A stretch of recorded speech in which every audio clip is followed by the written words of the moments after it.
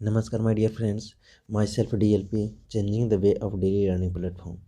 स्वागत है आप सभी का टेक्निकल एकेडमी के ऑनलाइन प्लेटफॉर्म पे। तो माय डियर फ्रेंड्स, हम लोगों ने प्रीवियस 2 लेक्चर से लिमिट फिट टॉलरेंसेस के बारे में स्टडी करते आ रहे हैं। आज के लेक्चर में हम बात करने वाले हैं गेजेस के बारे में। गेजेस क्या होते हैं, कितने टाइप्स के होते हैं, इसका एप्लीकेशन कहाँ कहाँ कर सकते हैं। फिर उसके बाद बात करेंगे IS इंडियन स्टैंडर्ड के बारे में।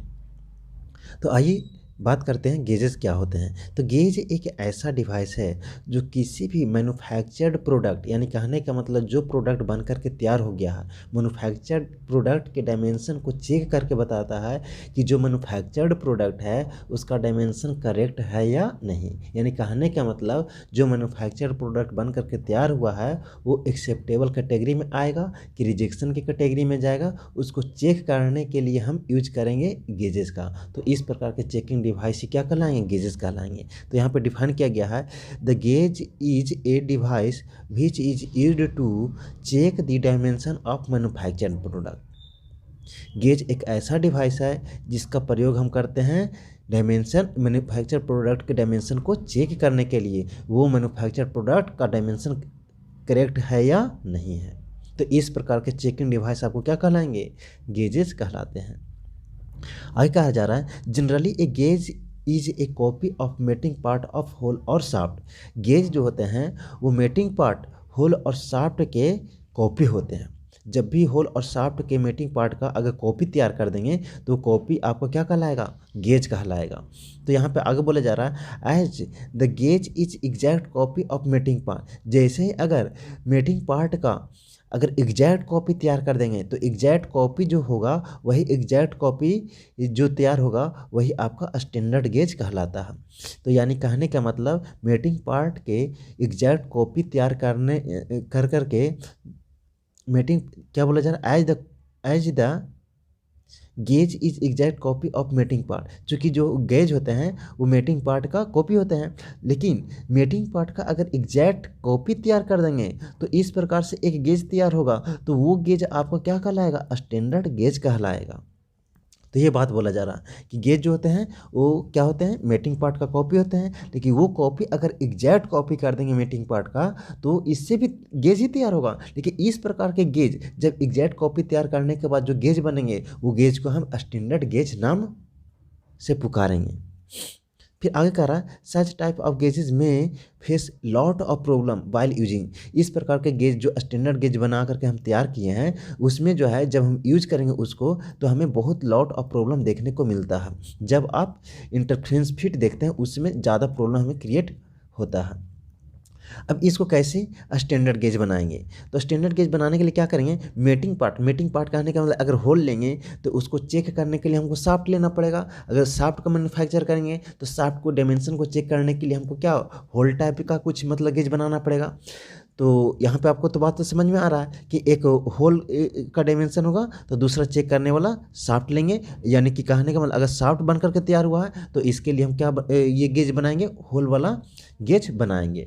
तो गेज किस प्रकार से बनाते हैं, तो माना कि इनिशियली ये शाफ्ट बन करके एक बोलें कि भैया 100 मिलीमीटर का ये शाफ्ट है, ठीक है, इसको चेक किए हैं तो हमें स्टैंडर्ड गेज बनाना है।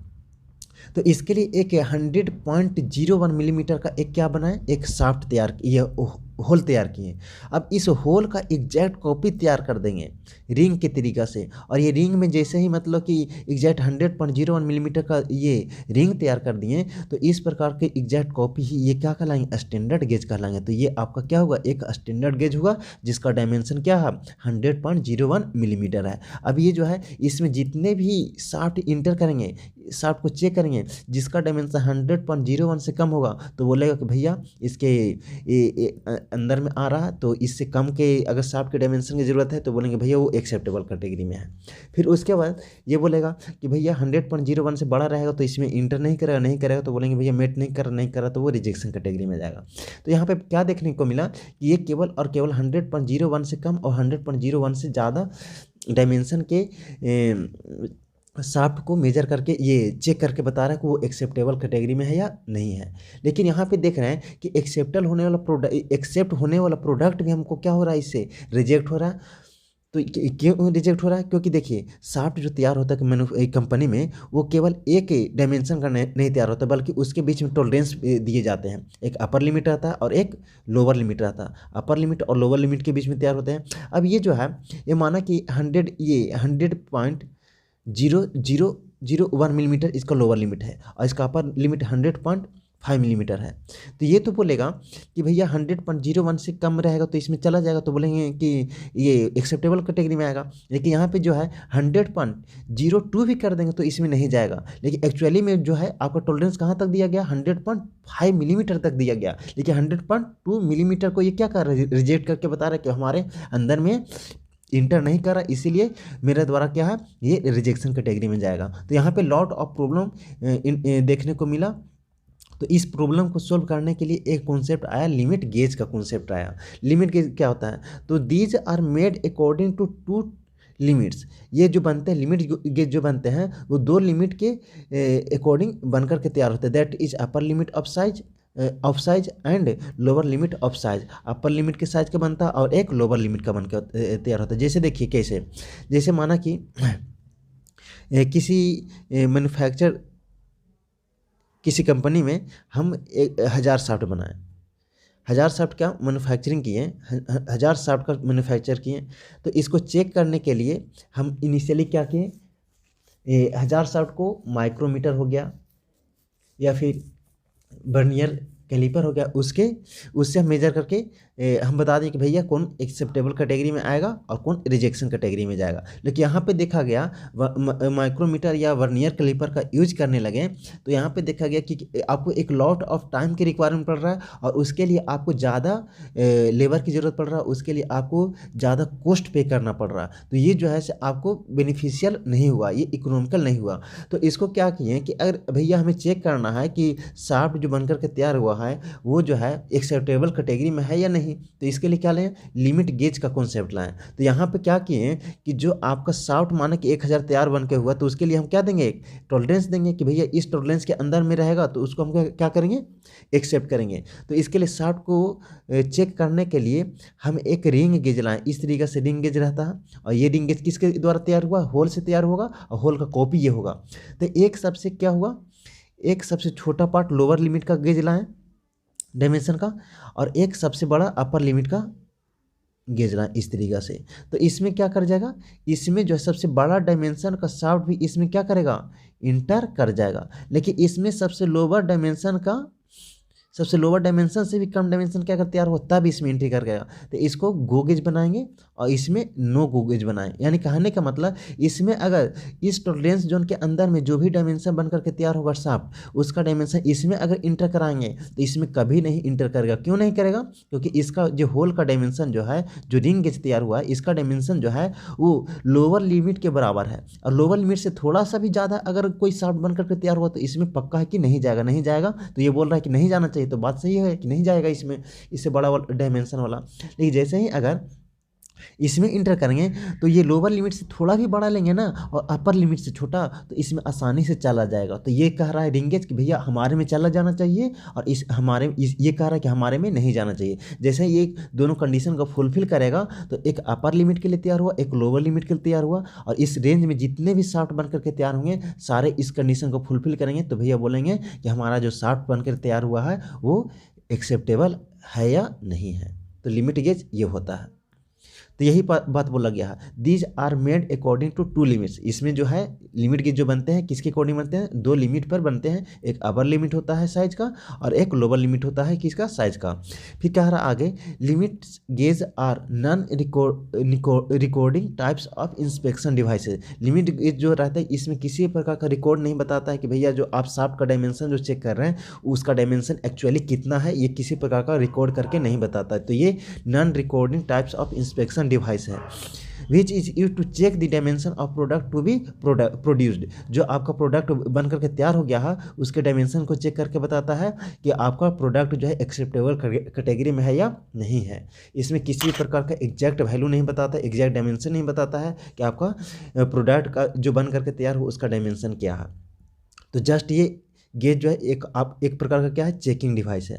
फिर आगे कहा जा रहा है in manufacturing of either shaft और होल, जब हम शाफ्ट या होल का मैन्युफैक्चर करेंगे, we have to take a measurement to check the accuracy. तो इसके लिए हमको क्या करना पड़ेगा, मेजरमेंट, ये एक्यूरेसी को चेक करने के लिए मेजरमेंट लेना पड़ेगा। But when the production rate is high, जब हम प्रोडक्शन रेट करेंगे, हाई कर देंगे, that is mass production, production rate ज़्यादा हो जाएगा। यानी किसी भी कंपनी में अगर बहुत ज़्यादा मात्रा में अगर प्रोडक्ट बन करके तैयार हो रहा है, ये ह्यूज अमाउंट में बन करके तैयार हो रहा है, तो उस प्रोडक्शन को मास प्रोडक्शन बोलेंगे। तो जैसे ही आपका मास प्रोडक्शन होगा, we can not choose the method of measurement which is time consuming and costly. यहाँ पे क्या बोला जा रहा है कि वर्नियर कैलिपर हो गया या माइक्रोमीटर हो गया, उसके हेल्प से अगर हम मेजरमेंट करने चलेंगे, तो उसे तो आप एग्जैक्ट डाटा तो मतलब मेजर करके बोल दीजिए कि भैया हाँ इस रेंज के अंदर में आ रहा है। जैसे कि माना कि ये शाफ्ट तैयार हुआ, ये आपका क्या हुआ, शाफ्ट तैयार हुआ, तो इसका बोलें कि इसका शाफ्ट का डायमेंशन जो है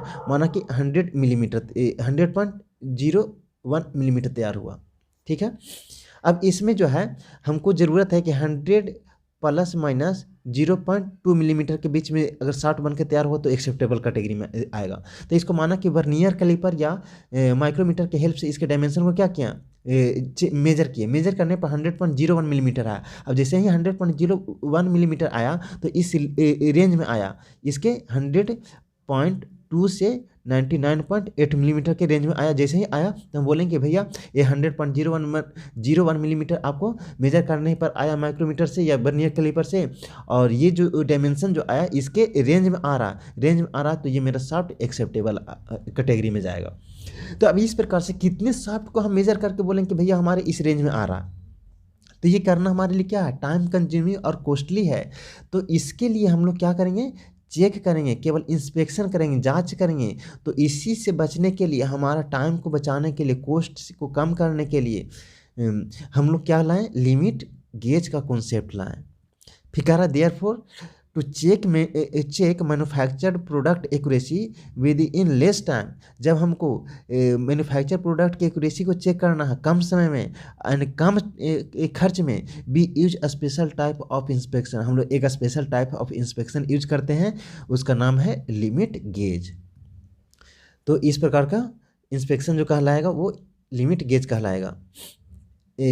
इस प्रकार का इंस्पेक्शन डिवाइसेस क्या कहलाएंगे, लिमिट गेज कहलाएंगे। Therefore limit gauge are the gauges that determine the product dimension within the limit और नॉट। अतः लिमिट गेज क्या है, एक प्रकार का ऐसा गेज है जो हमें डिटरमाइन करके बताता है प्रोडक्ट के डायमेंशन का, कि उसका डायमेंशन जो है वो दिए हुए लिमिट के अंदर में लाइक कर रहा है या नहीं कर रहा। यहाँ पे हम लोग देखते हैं जैसे कि हमें होल के डायमेंशन को चेक करना है, तो होल को डायमेंशन को चेक करने के लिए हमको शाफ्ट बेसिस वाला मतलब कि हमको क्या लाना पड़ेगा, गेज लाना पड़ेगा। तो इसको गेज कैसे तैयार करते हैं उसको पहले समझते हैं, गेज कैसे तैयार होते हैं। तो यहाँ पे ये होल है, होल को मेजर करना है। तो होल जब हम माना कि कंपनी में मैन्युफैक्चर कर रहे हैं, तो माना कि हमें 1000 होल बना करके तैयार किए हैं, 1000। अब इसको 1000 बना करके होल तैयार किए, तो ये जो है एक्सेप्टेबल कैटेगरी में 1000 का 1000 पीस जाएगा कि रिजेक्शन कैटेगरी में कुछ जाएगा, कुछ एक्सेप्टेबल कैटेगरी में जाएगा। तो इसके लिए हमको क्या करना पड़ेगा, इसको चेक करना पड़ेगा। तो चेक करने के लिए हम एक क्या बनाते हैं, होल और शाफ्ट जो मेटिंग पार्ट होता है उसी का कॉपी बनाते हैं। कॉपी क्या करते हैं, इसको बनाने के लिए क्या करते हैं कि एक सबसे लोअर लिमिट के डायमेंशन का एक शाफ्ट तैयार करेंगे। तो ये क्या है, एक शाफ्ट है। तो इस लोअर लिमिट के शाफ्ट जो तैयार करेंगे उसको गो साइड बोलेंगे। यानी कहने का मतलब जो भी आपका क्या बन के तैयार होगा, होल बन के तैयार होगा, उसमें जो है उस होल में ये गो वाला साइड जो होना चाहिए ना, ये हमेशा इंटर करना चाहिए।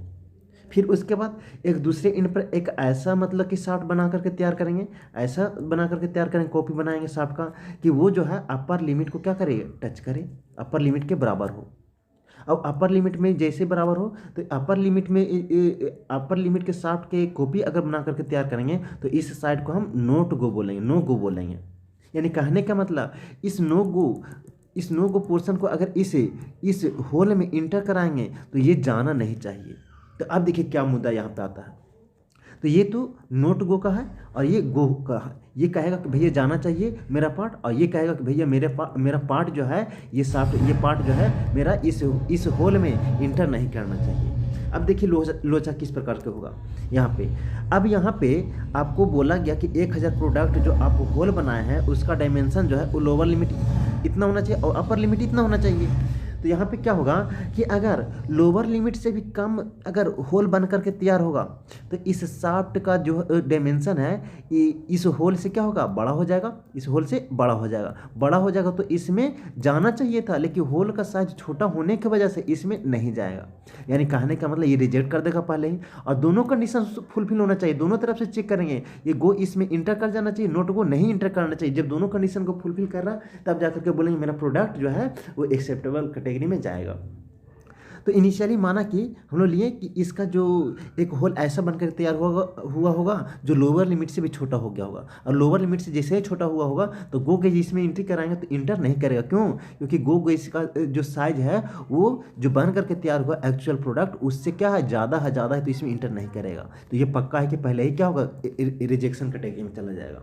फिर दूसरा बात क्या आएगा, दूसरा बात ऐसा होगा कि हम एक ऐसा होल बना कर तैयार करेंगे कि उसका डायमेंशन क्या होना चाहिए, ये अपर लिमिट से भी बड़ा हो जाना चाहिए। माना कि यहाँ पे चला गया, इतना बड़ा होल बनकर के तैयार हुआ। अब इतना बड़ा होल बनकर के तैयार हुआ तो पहले इस गो पोर्शन को डालें तो गो पोर्शन आसानी से इसमें इंटर कर जाएगा, ठीक है, चला जाएगा। लेकिन एक बात और है, नोट को इसमें नहीं जाना चाहिए। नोट को अब इसमें इंटर कराने चलेंगे तो चूंकि नोट गो से ये होल बनकर के तैयार हुआ है वो बड़ा डायमेंशन का तैयार हुआ, तो अब ये नोट गो जो है नहीं जाना चाहिए। लेकिन बड़ा डायमेंशन होल का तैयार होने की वजह से नोट गो भी इसमें इंटर कर जाना चाहिए था, कर जाएगा, लेकिन करना नहीं चाहिए था। अगर कर गया नोट गो, यानी कहने का मतलब कंडीशन जो है फुलफिल नहीं किया तो ये प्रोडक्ट भी क्या होगा, ये अपर लिमिट से बड़ा प्रोडक्ट भी क्या होगा, आपका रिजेक्शन कैटेगरी में जाएगा। फिर उसके बाद थर्ड टाइप का क्या कॉन्सेप्ट लेते हैं, थर्ड टाइप का कॉन्सेप्ट ये लेते हैं कि एक शाफ्ट इस लिमिट के इस टॉलरेंस के अंदर में आया, माना कि ये बन करके तैयार हुआ,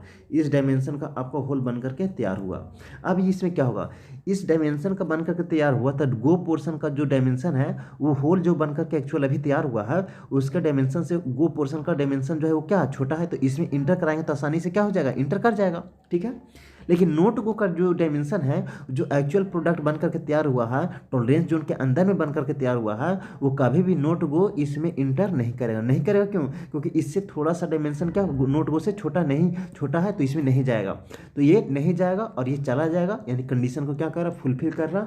अतः हम बोलेंगे कि इस टॉलरेंस जोन के अंदर में आने वाला हर प्रोडक्ट आपको क्या आएगा, एक्सेप्टेबल कैटेगरी में आएगा, और इस टॉलरेंस के बाहर जितने भी प्रोडक्ट बनकर चाहे ऊपर या नीचे तैयार होंगे वो रिजेक्शन कैटेगरी में जाएंगे। तो इस प्रकार से हम लोग क्या करते हैं, होल के लिए एक शाफ्ट लेते हैं और शाफ्ट का एक लोअर लिमिट के बराबर एक कॉपी तैयार करते हैं, वो कॉपी आपका गो कहलाएगा, और एक शाफ्ट का एक अपर लिमिट का डायमेंशन का शाफ्ट लेंगे और उससे एक कॉपी तैयार करेंगे तो वो नो गो का पोर्शन होगा। अब ये दोनों को एक शाफ्ट पे क्या करेंगे, माउंटेड कर देंगे, तो इसको पकड़ के यहाँ पे इसमें इंटर कराएंगे, इसको पकड़ करके पुनः हम इसमें इंटर कराएंगे, फिर देखेंगे ये दोनों कंडीशन नोट गो पोर्शन चला जाएगा, नोट गो पोर्शन नहीं जाएगा, तो यानी कंडीशन को फुलफिल कर रहा है, तो ये प्रोडक्ट आपका एक्सेप्टेबल कैटेगरी में होगा। तो इस तरीके से आपको लिमिट गेज बनकर के तैयार होते हैं। तो ये एक प्रकार का प्लग गेज, ये क्या है, एक प्रकार का प्लग गेज है। ये क्या है, एक प्लग गेज है। और ये आपका उसी प्रकार से ये स्नैप गेज है। ये क्या है, सी टाइप का स्नैप गेज होगा। तो ये स्नैप गेज से भी हम लोग क्या कर सकते हैं, शाफ्ट का आउटर डाया मेजर कर सकते हैं। इसको कैसे करेंगे,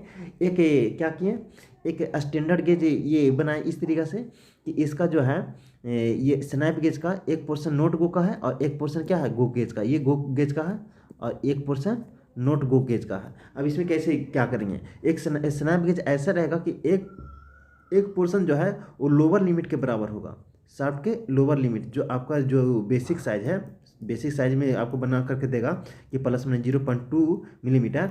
तो आपको सबसे लोअर डायमेंशन का एक क्या स्नैप गेज तैयार करेंगे, ये सी टाइप तैयार करेंगे, एक अपर लिमिट का तैयार करेंगे। जैसे ही देखेंगे ये शाफ्ट जो है, शाफ्ट इसमें इंटर कर जा रहा है तो ये गो पोर्सन होगा, ये नॉट गो पोर्सन होगा। इंटर कर गया तो गो पोर्सन हो गया, और इसमें इंटर नहीं करेगा क्योंकि ये टॉलरेंस जोन के अंदर में अगर लेंगे अपर लोअर लिमिट से ज़्यादा और अपर लिमिट से कम का प्रोडक्ट लेंगे तो नॉट गो में नहीं जाएगा और गो पोर्सन में चला जाएगा। यानी कहने का मतलब ये शाफ्ट क्या होगा, जो बन करके तैयार होगा इस रेंज के अंदर में, इस रेंज के अंदर में जो तैयार होगा वो एक्सेप्टेबल कैटेगरी में जाएगा। तो ये जो है आपका ये स्नैप गेज, ये क्या है, स्नैप गेज इस तरीके का सी टाइप का दिखाई देता है। तो इससे भी हम लोग क्या कर सकते हैं, शाफ्ट को ये इजीली हम जल्दी क्या कर सकते हैं, डायमेंशन को चेक करके बता सकते हैं। तो अब हम लोग देखेंगे कि design of plug and ring gauge, हमको यही सिलेबस में पढ़ना है, प्लग गेज और रिंग गेज के बारे में पढ़ना है। तो प्लग गेज और रिंग गेज जो बना करके हम लोग कॉपी तैयार करते हैं, उसका डिज़ाइन हम लोग किस बेसिस पे करते हैं उसको समझते हैं। तो यहाँ पे बोला जा रहा है कि यहाँ पे हम लोग देखें रिंग गेज देखें या फिर प्लग गेज देखें, ये आपका प्लग गेज था, ये प्लग गेज है, ये स्नैप गेज है, ये स्नैप गेज है। रिंग गेज कैसे रहेगा, रिंग गेज इस तरीक़ा से रहेगा, इस तरीक़ा से आपको रिंग गेज होगा। तो ये गेज जो तैयार होते हैं आपको प्लग गेज या रिंग गेज तैयार होते हैं, इसके लिए कौन कौन से कंडीशन को हमको किस प्रकार से डिजाइन होते हैं। तो ये इसका डिजाइनिंग जो है, इसमें क्या बोला गया डिजाइनिंग में ये बोला गया है कि the maximum material condition should be cover by go gauge के द्वारा क्या होना चाहिए, मैक्सिमम मटेरियल कंडीशन को कवर करना चाहिए, which should pass while gauging. जब गेजिंग करेंगे हम लोग, गेज चेकिंग करेंगे तो वहाँ पे जो होना चाहिए मैक्सिमम मेटल कंडीशन कौन कवर करना चाहिए, गो गेज पे। गो गेज क्या करेगा, मैक्सिमम मटेरियल कंडीशन को कवर करेगा। और जबकि यहाँ पे क्या बोला गया है, minimum metal condition should be cover no go क्या किसको कवर करेगा, मिनिमम मटेरियल कंडीशन को। तो आपको यहाँ पे ऑब्जेक्टिव बन करके यहाँ पे तैयार होगा कि आपको जो पूछेगा क्या कि नोट गो जो है वो कौन से कंडीशन को कवर करता है, तो मैक्सिमम मटेरियल कंडीशन को कि मिनिमम मटेरियल कंडीशन को कि दोनों को या नन ऑफ दिस को। तो ये भी पूछा जा सकता है आपको। यहाँ पे पूछेगा गो गेज जो है वो किस कंडीशन को फुलफिल करता है, जब डिजाइन करते हैं गो गेज का तो किस कंडीशन को फुलफिल यानी कवर करता है, तो मैक्सिमम मटेरियल कंडीशन को फुलफिल करता है। तो ये चीज़ आपको इसी दो स्टेटमेंट के आधार पर हम क्या करेंगे, go gauge and no go gauge, ये स्नैप गेज ये रिंग गेज और प्लग गेज बनाते हैं। फिर आगे कह रहा figure 1 and 2 both follow above the two condition. ये दो फिगर है, ये फिगर 1 है और एक फिगर ये दोनों जो है ये डिजाइन और प्लग एंड रिंग गेज को क्या करते हैं, कंडीशन को सेटिस्फाई करते हैं। अब देखिए मैक्सिमम मटेरियल कंडीशन क्या हुआ, मिनिमम मटेरियल कंडीशन क्या हुआ भाई, इसका मतलब क्या हुआ, इसको समझते हैं थोड़ा सा। तो जैसे कि हम होल के लिए चेक कर रहे हैं, ये माना कि शाफ्ट, पहले इनिशियली शाफ्ट को देखते हैं फिर उसके बाद होल पे जाएंगे, ठीक है ना। तो पहले शाफ्ट के लिए, तो शाफ्ट के लिए हम लोग चेकिंग डिवाइस बनाएंगे। तो शाफ्ट के लिए एक सबसे लोअर लिमिट का होल बनाएंगे, लोअर लिमिट का इस तरीक़ा से, लोअर लिमिट का ये सी टाइप रहेगा, इस तरीक़ा से सी टाइप इस तरीक़ा से, और एक अपर लिमिट के लिए सी टाइप इस तरीक़ा से बनाएंगे, इस तरीक़ा से। तो ये सी टाइप जो है क्या होगा, इसमें होल ये सी टाइप में है, तो ये शाफ्ट है, ये क्या है, शाफ्ट है। तो ये क्या है, नोट गो है, ये नो गो है, नो गो। और ये सी टाइप जो है वो गो टाइप का है, ये गो टाइप का है, ये क्या है, गो टाइप का है। तो यहाँ पे जैसे ही गो टाइप का स्नैप गेज तैयार किए तो क्या होगा यहाँ पे कि इसमें इसके इस लिमिट के रेंज के अंदर जितने भी शाफ्ट बन करके तैयार होंगे वो इसमें क्या होंगे, इंटर कर जाएंगे, चले जाएंगे। लेकिन इससे इस लोअर लिमिट से थोड़ा भी बाहर, मतलब कि बड़ा डायमीटर का शाफ्ट बना करके तैयार करेंगे तो इसमें नहीं जाएगा, और जो कि नहीं जाना चाहिए, ये बोला कि हमें नहीं इंटर करना चाहिए। तो ये दोनों कंडीशन को फुलफिल कर रहा है, तो इस रेंज में आने वाला हर प्रोडक्ट एक्सेप्टेबल कैटेगरी में आएगा। अब आप ही बताइए कि ये शाफ्ट का कौन सा डायमेंशन के लिए सबसे मिनिमम, ये शाफ्ट का कौन सा डायमेंशन के लिए सबसे मिनिमम मटेरियल आएगा, और इस शाफ्ट के लिए कौन सा डायमेंशन के लिए सबसे मैक्सिमम मटेरियल कंडीशन आएगा। तो यानी कहने का मतलब कि अगर इतना बड़ा शाफ्ट बनाएंगे तो इसमें तो खचाखच क्या भरा हुआ है, खचाखच क्या भरा हुआ है, मटेरियल भरा हुआ है। तो इतना बड़ा शाफ्ट अगर बना करके तैयार करेंगे तो इसमें जो है मटेरियल जितना आएगा वो लोअर लिमिट के लिए बना करके अगर शाफ्ट तैयार करेंगे लोअर लिमिट पे, तो लोअर लिमिट पर जो मटेरियल ये शाफ्ट बन करके तैयार होगा उससे अपर लिमिट वाला क्या होगा, उसमें ज़्यादा मटेरियल आएगा। तो अपर लिमिट पर क्या आएगा, मैक्सिमम मटेरियल आएगा। और मैक्सिमम के लिए कौन आ रहा है, गो आ रहा है, क्या आ रहा है, गो इसमें इंटर कर जाना चाहिए। तो मैक्सिमम मटेरियल कंडीशन किसको कवर करता है, गो को कवर करता है। और मिनिमम जो सबसे छोटा डायमेंशन का शाफ्ट बना करके तैयार कर रहे हैं, इसमें मटेरियल क्या आ रहा है, शाफ्ट का बहुत कम आ रहा है, इसमें मटेरियल बहुत कम लग रहा है। तो ये इसको सेटिस्फाइड करेगा, किसको, इससे ऊपर तैयार होगा, इसके ऊपर वाला डायमेंशन जो भी बन करके तैयार होगा इसमें नोट गो जाएगा। तो मिनिमम मटेरियल कंडीशन जो बन करके तैयार होगा इसमें नोट गो को नो गो कवर करेगा। तो इसीलिए बोला गया है कि यहाँ पे डिजाइनिंग ऑफ स्नैप गेज, ये रिंग गेज हो गया, प्लग गेज हो गया, उसको दो स्टेटमेंट पे करते हैं। पहला स्टेटमेंट ये बोला गया है कि गो गेज कवर करेगा आपको मैक्सिमम मटेरियल कंडीशन को, और नो गो कवर करेगा मिनिमम मटेरियल कंडीशन को, क्योंकि नो गो जो है वो मिनिमम मटेरियल कंडीशन को फुलफिल कर रहा है। मिनिमम मटेरियल कंडीशन से भी कम कर देंगे तो इसमें क्या हो जाएगा, नोट गो इसमें चला जाएगा, तो यहाँ पे ये एक्सेप्टेबल नहीं होगा। लेकिन यहाँ मिनिमम मटेरियल कंडीशन से थोड़ा सा ज़्यादा देंगे, इस रेंज के अंदर देंगे तो मिनिमम से तो ज़्यादा होगा ना, तो मिनिमम से ज़्यादा होगा, तो मिनिमम से ज़्यादा होगा तो ये इसमें नहीं जाएगा, नहीं जाएगा तो कह रहा है कि भैया मेरे में नहीं जाना चाहिए, तो सही बात कर रहा है, सही कह रहा है, तो ये एक्सेप्टेबल कैटेगरी में आएगा इस रेंज के सारे प्रोडक्ट। तो आपको ये समझ में आ गया होगा मैक्सिमम मटेरियल कंडीशन क्या होता है, मिनिमम मटेरियल कंडीशन क्या होता है। अब यहाँ पे बोला गया है figure 1 represent limit gauge for hole. Figure 1 जो लिमिट गेज ये बना हुआ है फिगर 1 में, ये फिगर 1, ये फिगर 1 जो ये लिमिट गेज बना हुआ है ये किसको चेक करने के लिए बना है, आपको होल को चेक करने के लिए बना है। जबकि फिगर 2 किसको चेक करने के लिए बना है, ये शाफ्ट को चेक करने के लिए बना है। यही आपको बताया जा रहा है यहाँ पे। तो यहाँ पे figure 2 represent limit gauge for shaft, shaft को चेक करने के लिए फिगर 2 हमको बताया गया है। तो ये समझ में आ गया। अब देखते हैं हम लोग प्रिंसिपल ऑफ गेज डिजाइन, जो हम लोग डिजाइन करने के लिए दो कंडीशन पढ़े हैं, उसी के आधार पे दो प्रिंसिपल आए। एक प्रिंसिपल बेसिक प्रिंसिपल होता है और दूसरा प्रिंसिपल गेज का होता है टेलर्स प्रिंसिपल होता है, जब गेज को डिजाइन करते हैं।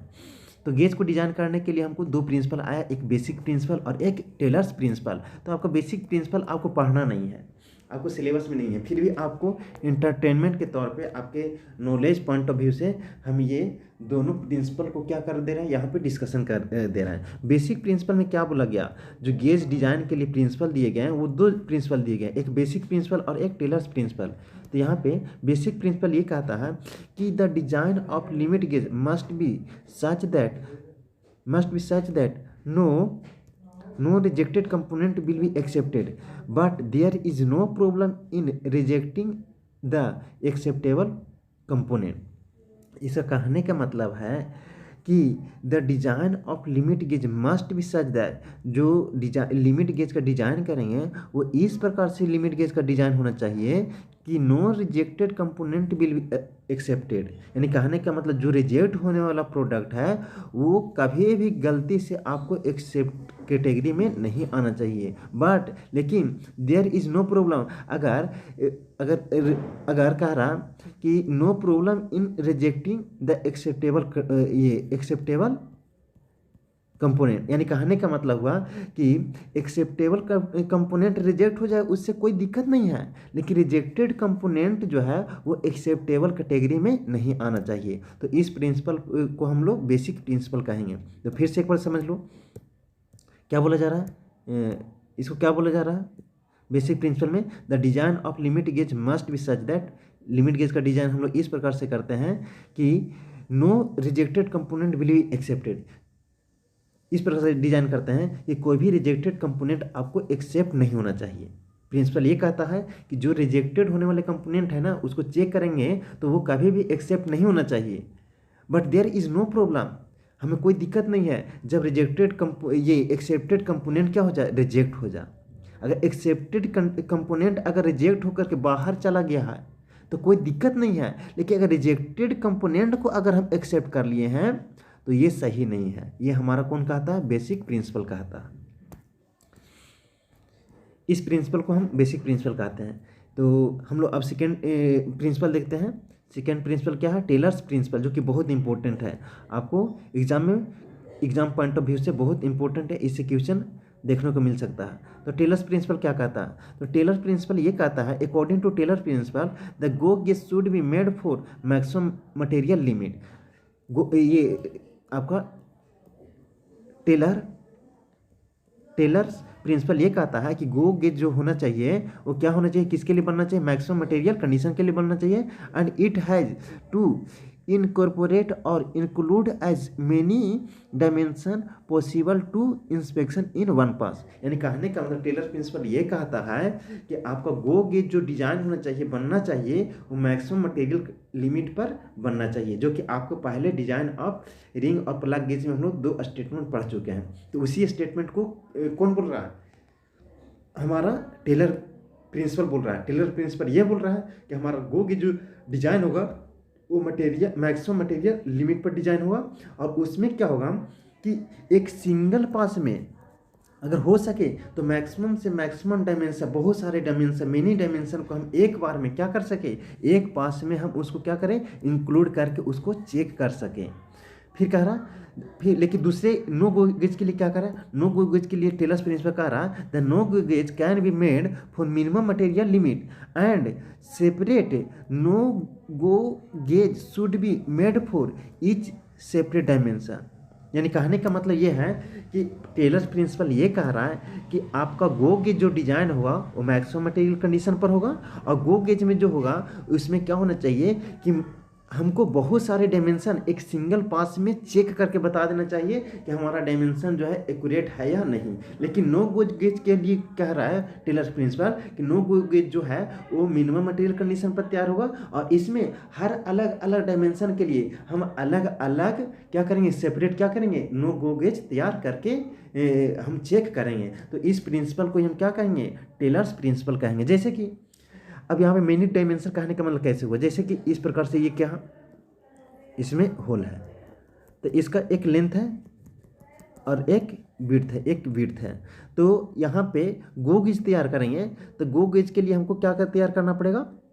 गो गेज के लिए हमको गो गेज के लिए एक लेंथ भी लेना पड़ेगा और विड्थ भी लेना पड़ेगा। ये दोनों डायमेंशन के मतलब कि ये दोनों डायमेंशन के साइज के जैसा हमको क्या करना पड़ेगा? गो गेज तैयार करना पड़ेगा। लेकिन जब नोट गो गेज तैयार करेंगे तो विड्थ के लिए अलग नो गो गेज बनाएंगे और लेंथ के लिए अलग नो गो गेज बनाएंगे। ये कहने का मतलब है टेलर्स प्रिंसिपल का। तो टेलर प्रिंसिपल ये कहता है कि गो गेज जो तैयार होगा वो मैक्सिमम मटेरियल कंडीशन पर तैयार होगा, और गो गेज में क्या होंगे, वो मेनी डायमेंशन एक सिंगल पास में, एक ही पास में क्या कर देंगे, हम चेक करके बता देंगे। लेकिन नो गो गेज को हम तैयार करेंगे वो मिनिमम मटेरियल कंडीशन पे तैयार करेंगे, और इसमें हर अलग अलग डायमेंशन, जैसे लेंथ को चेक करना था, विड्थ को चेक करना है, हाइट को चेक करना है, तो हर अलग अलग के लिए नो गो गेज तैयार करेंगे। हर अलग अलग डायमेंशन के लिए सेपरेट अलग अलग नो गो गेज तैयार करेंगे। ये प्रिंसिपल कौन कहता है? हमारा टेलर्स प्रिंसिपल कहता है।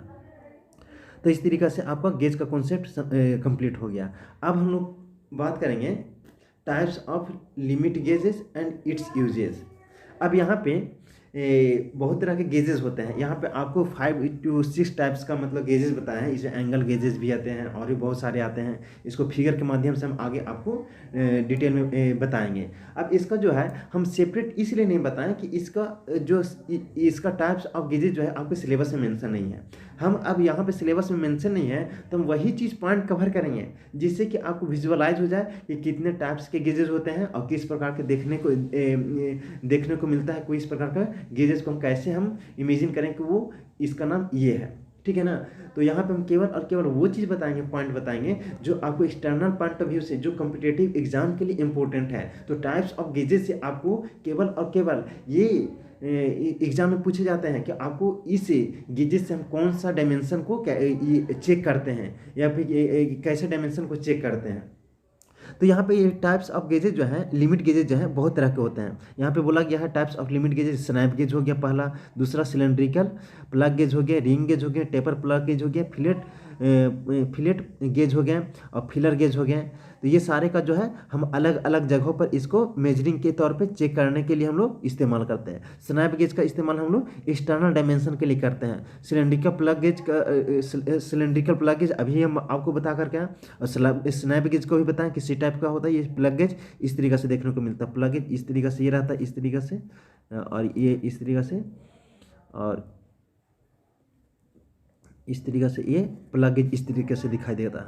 तो ये सॉलिड रहता है, ये सॉलिड रहता है। तो प्लग गेज का क्या करेगा, होल के डायमेंशन को चेक करेगा। तो होल का क्या होता है, इंटरनल डायमेंशन होता है। और ये स्नैप गेज क्या होगा, एक्सटर्नल डायमेंशन को चेक करके बताएगा। तो इसका यूज हमेशा याद रखना है। फिर रिंग गेज का प्रयोग क्यों करेंगे, कहाँ करें, एक्सटर्नल डायमेंशन को चेक करने के लिए। जैसे देखिए रिंग गेज जैसे देखने को मिलता है, इस तरीके से रिंग गेज। तो इसमें क्या जाएगा, रिंग गेज ये इस तरीके से बना हुआ है, तो इस बीच में होल है, बीच में रिंग ऐसा ही दिखाई देता है ना, ठीक है ना। तो इसको हमको शाफ्ट के डायमेंशन को चेक करने के लिए यूज करेंगे। तो शाफ्ट का क्या होगा, एक्सटर्नल डायमेंशन। शाफ्ट का एक्सटर्नल डायमेंशन हम लोग रिंग गेज से चेक करेंगे। फिर आगे कर रहा है taper plug gauge. Taper plug gauge कैसा होगा, ये सॉलिड होगा, लेकिन इसके बीच में क्या होगा, ये टेपर इस तरीके से होगा, इस तरीके से क्या होगा, टेपर होगा, इस तरीके से टेपर होगा। तो इस तरीके से हम हैंड से यहाँ पकड़ करके इसमें होल रहेगा, ये क्या रहेगा, होल रहेगा, इसमें क्या करेंगे, इंटर कराएंगे। तो यहाँ पे इस तरीके से हम क्या करें, टेपर होल को क्या करेंगे, डायमेंशन को इससे चेक करेंगे मेरा एक्सेप्टेबल है या नहीं। तो फिलेट गेज क्या होता है, रेडियस को चेक करने, किसी ऑब्जेक्ट के रेडियस को चेक करने के लिए फिलेट गेज का इस्तेमाल करते हैं। फिलर गेज क्या है, थिकनेस ऑफ क्लीयरेंस, यानी कहने का मतलब कि जो दो कंपोनेंट के बीच में क्लीयरेंस होता है, क्लीयरेंस गैप होता है, वो गैप कितना का है उसको चेक करने के लिए हम लोग फिलर गेज का इस्तेमाल करते हैं। तो इससे हमेशा क्वेश्चन देखने को मिलता है इसका एप्लीकेशन से। तो आप हमेशा इस चीज़ को ध्यान में रखिएगा कि कौन सी लिमिट गेज का इस्तेमाल हम कहाँ कहाँ करते हैं। अब देखिए इसको फिगर के माध्यम से थोड़ा समझ जाते हैं। ये क्या, देखिए ये आपका ये आपका क्या है, फिलर गेज है। ये क्या है, फिलर गेज है। ये क्या है, ये आपका फिलर गेज है। फिलर गेज का काम क्या है, क्लीयरेंस को थिकनेस को मेजर करने के लिए। अब देखिए ये जितने भी ब्लेड हैं, ये बहुत सारे एक सेट ऑफ ब्लेड है। इसको क्या करते हैं, स्क्रू के द्वारा हम क्या करते हैं, इस ब्लेड को यहाँ पे माउंट कर देता है, या स्क्रू से इसको कस देते हैं हर अलग थिकनेस को। तो इसका देखिए यहाँ पे थिकनेस है, यहाँ का कुछ अलग थिकनेस, इसका कुछ थिकनेस अलग है। देखिए यहाँ पे इसका डायमेंशन शो करके 0.023 मिलीमीटर ये सब डायमेंशन शो किया गया है। अब इसमें देख रहे हैं कि ये क्या है, ये आपका क्या है, ये आपका क्या है, स्पार्क प्लग है। स्पार्क प्लग में यहाँ पे आपको देखने को मिलेगा गैप रहेगा। यहाँ पे स्पार्क प्लग में आपको गैप रहता है, स्पार्क गैप रहता है। तो ये गैप के थिकनेस को मेजर करने के लिए हम लोग किसको, फिलर गेज का इस्तेमाल करेंगे। देखिए आगे में आपको एक फिगर में शायद दिखाएगा होगा कि किस प्रकार से होते हैं, देखते हैं, सॉरी नहीं है। तो यहाँ पे स्पार्क प्लग में क्या होता है, इसके बीच में देखिए यहाँ पे ध्यान दीजिए, यहाँ पे क्या रहता है, ये दोनों के बीच में क्या रहता है, गैप रहता है। तो इस गैप को, ये गैप जो होता है 0.5 मिलीमीटर से 0.7 मिलीमीटर के बीच में रहता है। तो इस गैप को अगर मेजर करना होता है तो हम लोग क्या, फिलर गेज का इस्तेमाल करके हम लोग थिकनेस को, क्लीयरेंस को मेजर करते हैं। और ये जो है आपका फिलेट गेज है। फिलेट गेज का काम क्या है, रेडियस को मेजर करने के लिए। अब देखिए यहाँ पे सर्कुलर शेप का बना हुआ है कर्व, तो इसको चेक करने के लिए हम इसको फिलर गेज का इस्तेमाल करेंगे। तो यहाँ पे जाकर के जिसमें देखिए यहाँ पे भी एक देखिए इस तरीके से क्या बना हुआ होगा, इस तरीके से होल बना हुआ, इस तरीके से होल बना हुआ होगा। तो ये जो है 275 डायमेंशन का आपको क्या होगा, इसमें फिट कर गया। तो हम बोलेंगे कि यहाँ पे जो होल बना हुआ ना, इसका रेडियस ऑफ कर्वेचर, इसका जो रेडियस होगा 2.75 होगा, ये 2.75 होगा। तो आपको यहाँ पे केवल और केवल समझना है कि यहाँ पे जो है ये फिलेट गेज है, और फिलेट गेज का इस्तेमाल हम लोग कहाँ पे करते हैं, रेडियस को मेजर करने के लिए। तो देखिए आपको यहाँ पे कर्व का रेडियस को पता किया जा रहा है इस फिलेट गेज के साथ। तो आपको ये दोनों चीज़ समझ में आ गया होगा। तो ये फिलेट गेज का एक डायमेंशन यहाँ पे बताया गया। एक्चुअली में 2.75 था, 2.75 ही उसमें क्या कर रहा था, उस होल में टच कर रहा था। 2.75 मिलीमीटर का इस होल में क्या कर रहा था, ये मैच कर रहा था। तो बोलेंगे कि यहाँ पे जो कर्व बना है इसका रेडियस कितना हुआ, 2.75 मिलीमीटर का होगा। तो इस तरीके से हम लोग रेडियस को चेक करते हैं इस गेज से। फिर उसके बाद ये जो है वायर गेज है। वायर गेज से हम वायर का थिकनेस को मेजर करते हैं।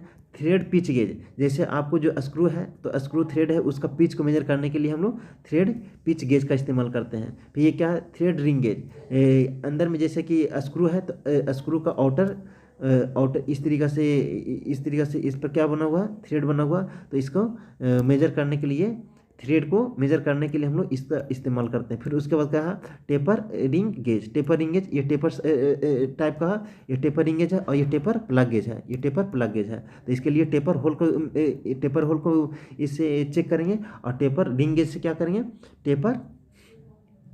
टेपर शाफ्ट को हम लोग चेक करेंगे डायमेंशन को।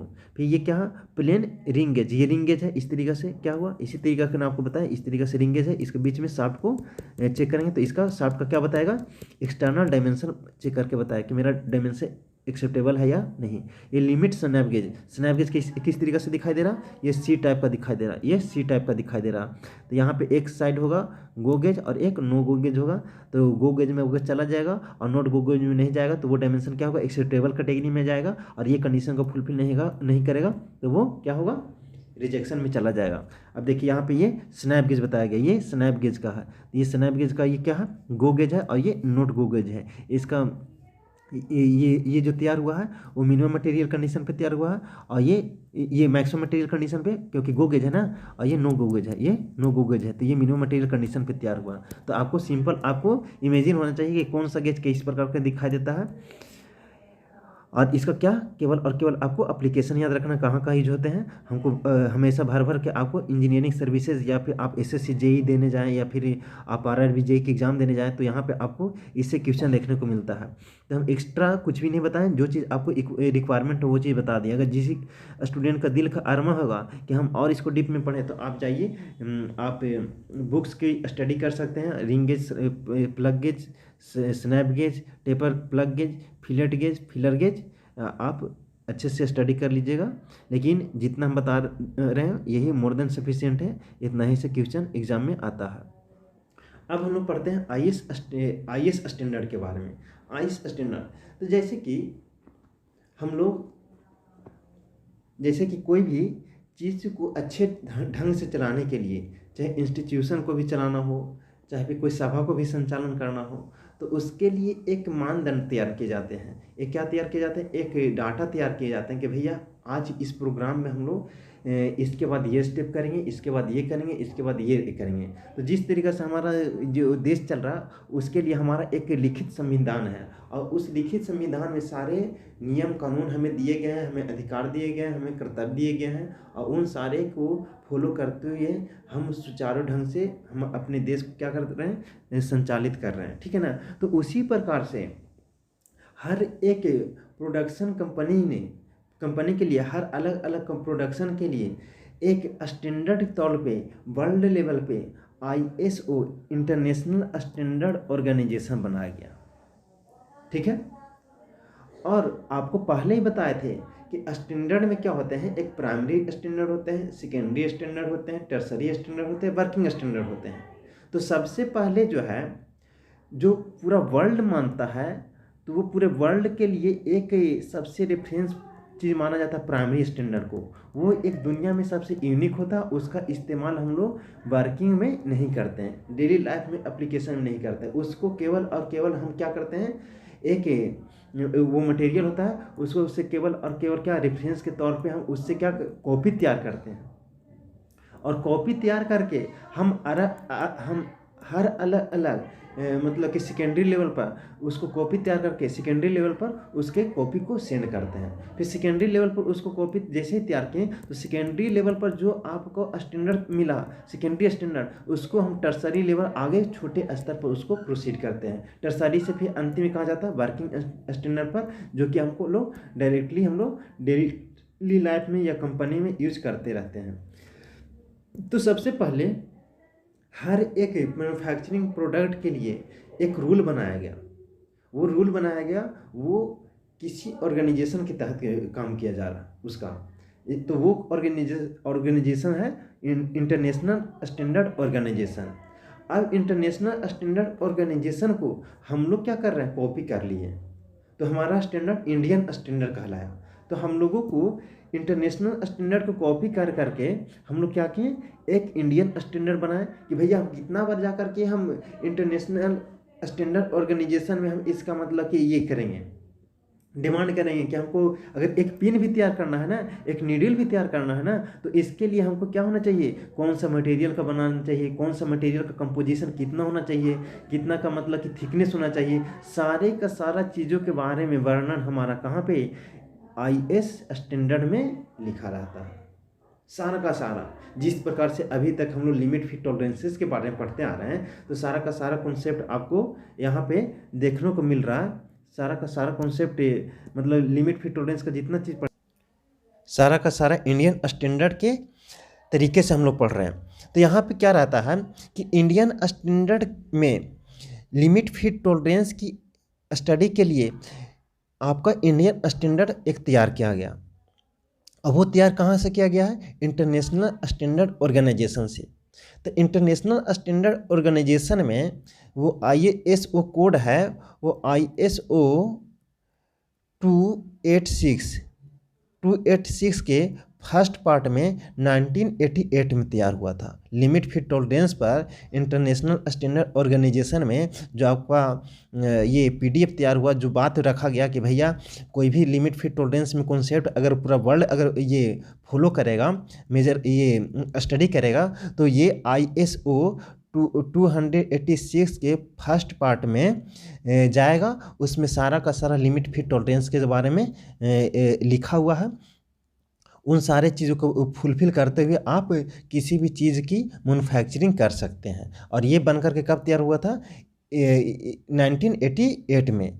फिर इसको कॉपी किया, इंटरनेशनल स्टैंडर्ड ऑर्गेनाइजेशन को हम लोगों ने कॉपी करके इंडियन स्टैंडर्ड बनाए, जो कि इंडियन स्टैंडर्ड के 919 के फर्स्ट पार्ट में हमको पढ़ने को मिलता है। तो इसका जो इंडियन स्टैंडर्ड 919 के फर्स्ट पार्ट, ये जो हम बनाए थे 1993 में बनाए थे।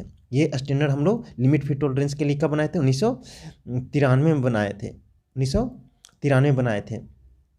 फिर उसके बाद पुनः इस पर एक बार और इसको अफायरमेंट, इसको पुनः एक बार विचार किया गया और पुनः इसको हम लागू कर दिए कब, 1998 में इसको लागू किए कि भैया हम IS 919 पार्ट 1 को हम लोग जब भी लिमिट फिट टॉलरेंस का कॉन्सेप्ट पढ़ेंगे तो इसी के अकॉर्डिंग पढ़ेंगे और इसी के अकॉर्डिंग हम कोई भी चीज़ का मैन्युफैक्चरिंग करेंगे। तो यहाँ पे आपको ये समझ में आना चाहिए। तो आपको जो है इंडियन स्टैंडर्ड के 3477 में, ये जो कि 1973 में आया था, 1973 में आया था, और इसमें वर्णन है किसके बारे में, गेजेस के बारे में। लेकिन इंडियन स्टैंडर्ड के 919 में आपको जो 1993 बन के तैयार हुआ था, इसमें जो है इस स्टैंडर्ड में क्या है, ये 990 के पेज 990 कोड में क्या है, आपको लिमिट फिट टॉलरेंसेस के बारे में पढ़ना है। तो आपको ये नहीं समझ में, ये आपको ये दिक्कत नहीं होना चाहिए IS 919 क्या है और 1993 में क्या लिखा हुआ है। तो ये 1993 जो है ये क्या है, इतना ईस्वी में वो इसको हम लोग फॉलो किए थे इंडियन स्टैंडर्ड के तौर पर, जब हमको लिमिट फिट टॉलरेंस की ज़रूरत पड़ा था तब।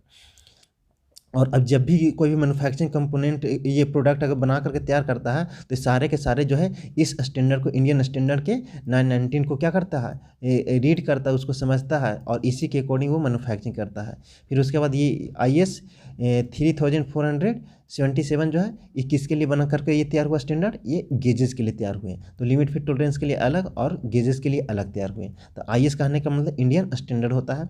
IS system of limit and fits, IS standard of limit of fits के लिए जो IS स्टैंडर्ड दिए गए वो IS 919 जो कि 1963 में आए थे। तो यहाँ पे 1993 नहीं है बल्कि 1963 होगा, यहाँ 1963 में आया था। ये तो बहुत मतलब कि रिसेंट जल्दी हो गया ना, बहुत जल्दी का बात हो गया, ये 1963 होगा, सॉरी।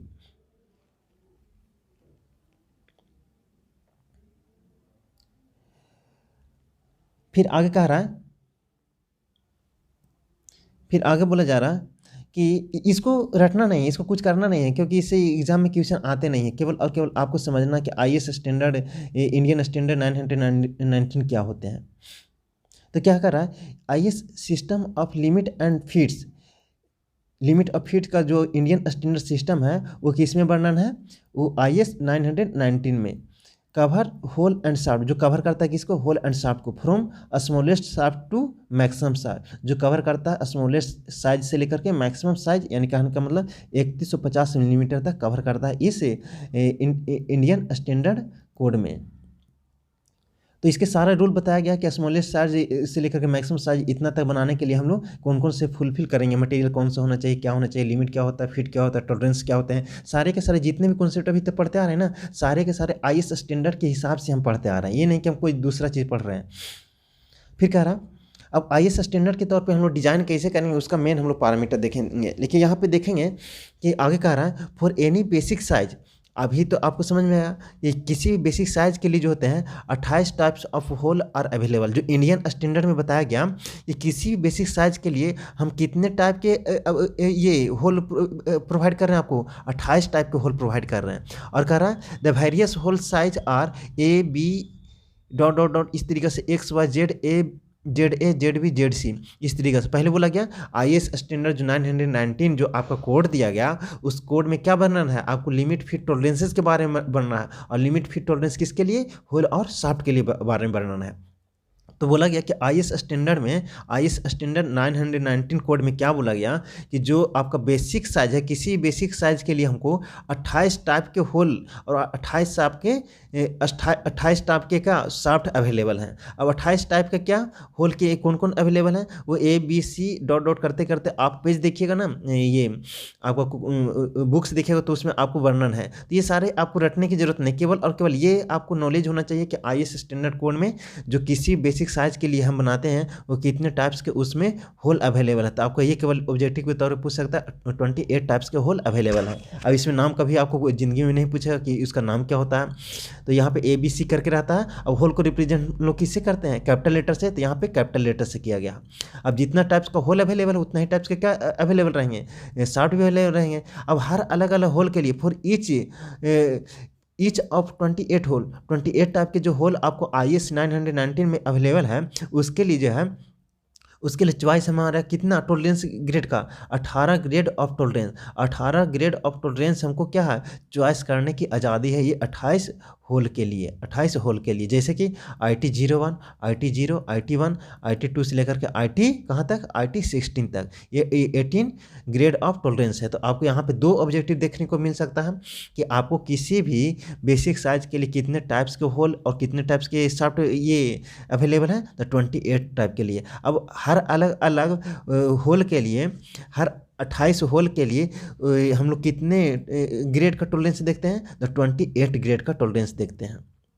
18 ग्रेड का टॉलरेंस हम लोग देखते हैं हर अलग अलग 28 होल के लिए। फिर उसी प्रकार से कह रहा है शाफ्ट के लिए बोला गया है for any basic size of shaft, shaft के किसी बेसिक साइज के लिए हम कितने टाइप्स के शाफ्ट अवेलेबल हमारे पास में IS स्टैंडर्ड में, IS 919 में वो अवेलेबल है, 28 टाइप के शाफ्ट अवेलेबल हैं। अब वो 28 टाइप का नाम क्या है, small a, small b, small c से लेकर के XYZ ZA ZB ZC। तो ये सारे जो है शाफ्ट को रिप्रेजेंटेशन हम लोग स्मॉल से स्मॉल लेटर से करते हैं और होल का रिप्रेजेंटेशन कैपिटल लेटर से करते हैं। तो उसी का केवल और केवल ये लेटर का कैपिटल लेटर में लिखा गया है और एक स्मॉल लेटर में लिखा गया है, बस इतना है और कोई चेंजिंग नहीं है। और शाफ्ट के लिए भी कितने 28 शाफ्ट के लिए कितना ग्रेड अवेलेबल है, कितने चॉइस अवेलेबल है, 28 ग्रेड के टॉलरेंस का चॉइस अवेलेबल है। अब यहाँ पे सबसे ज़्यादा इंपॉर्टेंट ये है नोमेनक्लेचर इसमें। IS स्टैंडर्ड जैसे कि हम लोग 100 ± 0.2 मिलीमीटर हम लोग देख रहे थे, इस तरीके से डायमेंशन देख रहे थे, स्पेसिफिकेशन देख रहे थे। तो ये डिजाइनिंग पर्पज से था, ये क्या था, डिजाइन के तरीका से हम लोग एक क्या पूरे टॉलरेंस जोन के अंदर में जितने भी शाफ्ट आ रहे थे उसको इस तरीके से लिख रहे थे। तो ये ग्राफिकली था, लेकिन हमारा जो है ना इस तरीके से IS स्टैंडर्ड जो है इस प्रकार से नोमेनक्लेचर नहीं करता है। उसका नोमेनक्लेचर किस प्रकार से रहता है होल या शाफ्ट का, तो इसको हम लोग यहाँ पे IS सिस्टम के अकॉर्डिंग नोमेनक्लेचर किस प्रकार से रहता है, तो इस प्रकार से दिखा हुआ देखने को मिलेगा। तो आपको कभी कभी देखिएगा 5, 30, H8 इस तरीक़ा से माना कि लिखने को देखा हुआ मिलेगा। तो ये 5 बता रहा है, 5 के बगल में है तो ये बेसिक साइज़ जो 30 जो बता रहा है ये this represent basic size, 30 millimetre हमारा क्या होगा बेसिक साइज़ है। H जो बताएगा कैपिटल लेटर है, तो कैपिटल लेटर इसमें 2 बातें है। कैपिटल लेटर बताएगा क्या होल के बारे में, कैपिटल लेटर बताएगा होल। यहीं पे अगर स्मॉल लेटर आ जाएगा तो बोलेगा ये शाफ्ट के बारे में, ये नोमेनक्लेचर बता रहा है। लेकिन कैपिटल लेटर में तो बोलेंगे ये होल के बारे में स्पेसिफाई करके बताया है।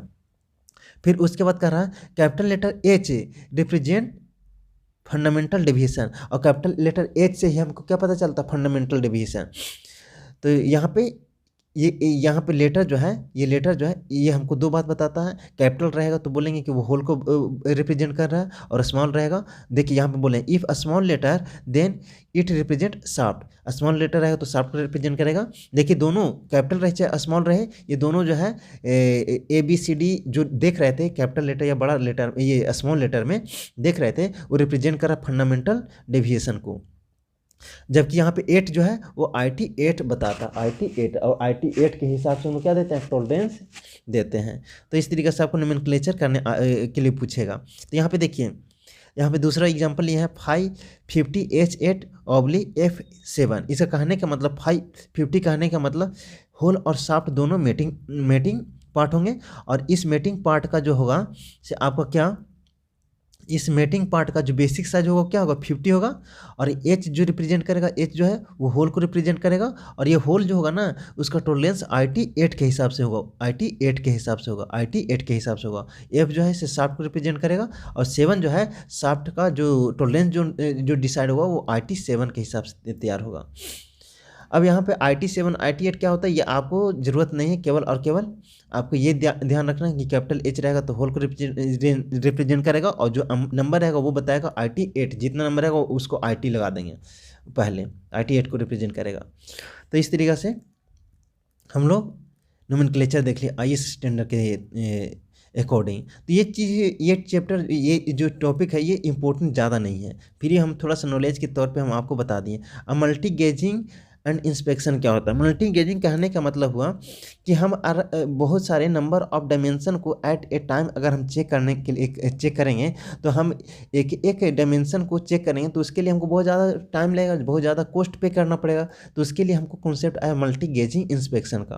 तो ये क्या है multi gauging system are useful for measurement of number of dimension at a time. हम एक टाइम में बहुत सारे डायमेंशन को हम क्या करेंगे मेजरमेंट करने में हम लोग मल्टी गेज सिस्टम का इस्तेमाल करते हैं। जैसे कि हमारे पास क्या होगा ये इलेक्ट्रॉनिक्स क्या इलेक्ट्रिकल मशीन आ जाएंगे। इलेक्ट्रिकल मशीन से हम बहुत सारी चीज़ मतलब कि ये कर सकते हैं। जैसे जैसे मतलब कि हमारा मतलब कि समय गुजरते जा रहा है उस तरीक़ा से इन्वेंशन मतलब कि और बढ़ते जा रहा है, और अच्छे तरीक़े से हम लोग मतलब वर्क को प्रोड्यूस कर रहे हैं, ठीक है ना। तो मल्टी गेजिंग सिस्टम जो है एक ऐसा ये डिवाइस है जिससे हम क्या कर सकते हैं नंबर और dimension at a time measure कर सकते हैं मल्टी गेजिंग सिस्टम से। फिर आगे करा part to be checked is compared with setting standard. और सेटिंग स्टैंडर्ड जैसे कि कंप्यूटराइज सिस्टम हो जाता है। जैसे कि अब जो है पहले मशीन जो था से आपको पहले जो था से चेकिंग करने के लिए हमको उतना मतलब कि अच्छा डिवाइस नहीं था, लेकिन अब जो है कंप्यूटराइज सिस्टम हो गया है। अब पहले क्या था कि पहले जो अगर एक एग्जांपल लिया जाए तो पहले हमारे पास क्या था इस तरीके से बहुत बड़ा रेडियो था। आज हमारा रेडियो जो है से हमारा क्या पैकेट में है, आज हमारा रेडियो कहाँ है पैकेट में आ गया। तो इस तरीके से टेक्नोलॉजी को डेवलप होने के साथ साथ हमारा गेजिंग सिस्टम ये चेकिंग सिस्टम भी क्या होगा चेकिंग गेज भी क्या हुआ चेंज हुए। तो इससे हमको मल्टी गेजिंग सिस्टम बोलेंगे। इसके द्वारा हम क्या करेंगे एक स्टैंडर्ड सेट करेंगे, और स्टैंडर्ड सेट करके के हम जल्दी जल्दी आउटपुट रिजल्ट हम लोग क्या करेंगे डिस्प्ले यूनिट पे शो करेंगे। फिर कह रहा for better accuracy and readability के लिए इंस्ट्रूमेंट के बेटर एक्यूरेसी एंड रीडेबिलिटी के लिए magnification and display devices is generally used. इसमें जो है मल्टी गेजिंग सिस्टम हम क्या यूज़ करते हैं बेटर एक्यूरेसी एंड रीडेबिलिटी के लिए उसमें हम मैग्नीफिकेशन डिवाइसेस और डिस्प्ले डिवाइसेस यूज़ करते हैं। फिर कह रहा कि the system for such measurement can be selected by referring flowing, हम इस सिस्टम को हम सिलेक्ट करने के पीछे हमारा बहुत सारा रीजन होता है। Initially cost of unit, initial cost of unit, इसका जो है प्रोडक्शन का पर यूनिट कॉस्ट जो पड़ता है मल्टी गेजिंग सिस्टम से क्या होता है, कम पड़ता है। फिर complexity of job to be measured, इसमें जो है कम्प्लेक्स जॉब को भी हम आसानी से मेजर कर सकते हैं। Number of parameter to be measure at a time, हम एक टाइम में बहुत सारे पैरामीटर मेजर कर सकते हैं। फिर स्पीड ऑफ इंस्पेक्शन हाई, इसमें क्या होता है, speed of inspection technology develop कर दिए तो इसमें क्या होगा कि आपका इंस्पेक्शन का रेट जो होगा वो ज़्यादा बढ़ जाएगा। फिर automatic working and read out of instrument, इसमें जो है से ऑटोमेटिक वर्किंग और ये रीड आउट द इंस्ट्रूमेंट, इसमें ऑटोमेटिक वर्किंग करना अपने आप वर्क करेगा। इसमें आप क्या, आपको किसी भी मैन पावर की ज़्यादा जरूरत नहीं पड़ेगा, जरूरत पड़ेगा तो भी बहुत कम जरूरत पड़ेगा। आप रोबोट से भी इसका इंस्पेक्शन कर सकते हैं। जैसे भी यहाँ देखिए हर अलग डायमेंशन, हर अलग अलग डायमेंशन का जॉब 1, जॉब 2, जॉब 3, जॉब 4 के डायमेंशन को ये करना है।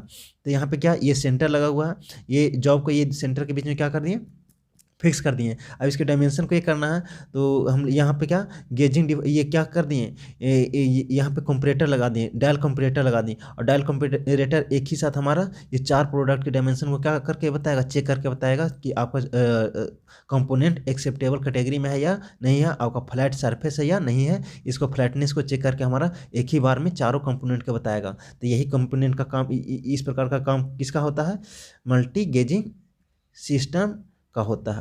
और इस तरीके से मल्टी गेजिंग सिस्टम में हम लोग क्या करते हैं, इंस्पेक्शन करते हैं मल्टी गेजिंग सिस्टम से। अब difference between gauge and instrument, gauge और इंस्ट्रूमेंट के बीच में क्या डिफरेंस होता है, तो गेज और डिफरेंस ये इंस्ट्रूमेंट के बीच में क्या डिफरेंस है, तो गेज एक जो है वो आपको ट्रू वैल्यू नहीं देता, लेकिन इंस्ट्रूमेंट जो है आपको ट्रू रीडिंग आपको जॉब का देता है। गेज जो है फ्री फ्रॉम पावर, आपको गेज के लिए आपको किसी भी पावर की जरूरत नहीं पड़ता है, जबकि इस इंस्ट्रूमेंट को रन करने के लिए हमें पावर की कभी ज़रूरत पड़ सकती है।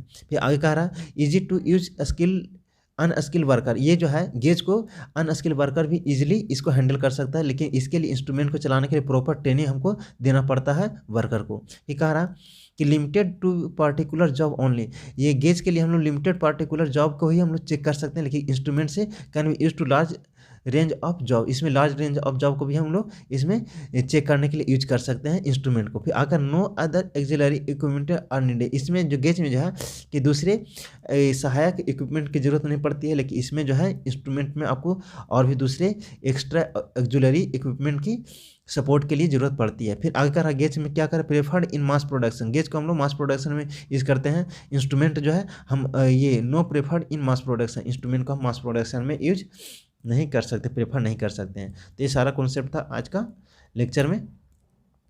Thank you so much for watching B with DLP। Next lecture में हम लोग बात करेंगे एंगुलर मेजरमेंट के बारे में। Thank you.